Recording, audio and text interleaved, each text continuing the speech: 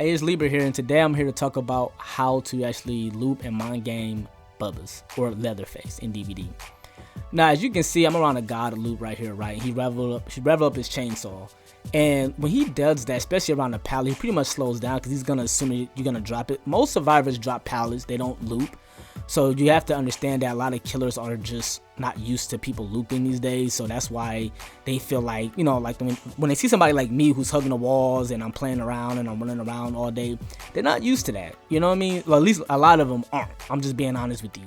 I don't care what MMR level you are. Like a lot of people have to practice looping, have to get good, and also have confidence, right? Because against now, and I'm gonna tell you, there's a lot of people hate going against Bubba's.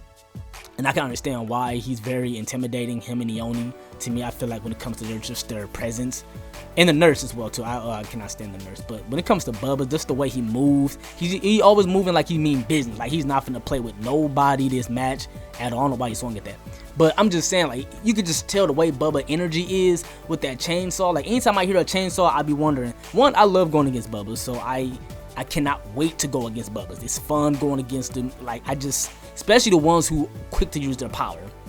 To me, the people who know how to M1 or basic attack with a Bubba and then they use their chainsaw are the smarter player versus the one who just use their powers all day, because they don't understand. Somebody who loops like me, I love it when you revel up the chainsaw, because you kind of slow down a little bit, especially if I know you're gonna do that around a pallet. Like if I'm looping around a decent pallet, and right here I get very, very greedy. To me, this was an okay run because I still got value out of it. My teammates were still, you know, knocking out gens. But some of these I probably should have threw down the pallet, but then I'm kind of greedy.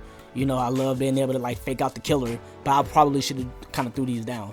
But when the Leatherface revel up his chainsaw, he kind of slows down a little bit. He kind of steps back. And if you continue to run and you keep him in your line of sight, you have to look behind you, you have to hug the walls. These were things that I was told in the beginning, I didn't do it. And for the better part, I was very upset at this game as a survivor, because I'm like, man, dude, like, I'm gonna tell you, the reason a lot of people hate going against Bubba's is mostly because of the camping factor. I mean, yeah, his chainsaw is one shot too, so I give you that. But I feel like he's the strongest killer when it comes to camping, because him and Ioni, but Oni usually have to get his power. Bubba at any time could just stand at the hook in the basement, whatever. He can have, you know, he has Insidious Bubba, you know, he has that perk we can hide himself, and he can just, you know, instantly down both of you. Even with borrowed time, it's not enough. Like if you have a killer like Bubba who can have his chainsaw that can continue to go and go and go, even with borrowed time, he can just eat right through that. Like he don't have to wait it out. He can just hit you one time with the borrowed time and the chainsaw continue to go forever. That's just how it is. Now you see he revved up his chainsaw. He thought I was gonna throw it down, and the way I'm curving around these edges, some of these, like these short edges, is pretty good. Even though like I like long edges, for certain killers like Bubba that can catch up with his chainsaw, you want to be careful with the long loops, right? Because you want to really curve. When you curve around these edges, man, it just seems like your character speeds up. And that's what you really want to do. As you see, like he's still trying to go through his chainsaw. You don't want to just throw down pallets against any killer. I don't care what killer it is.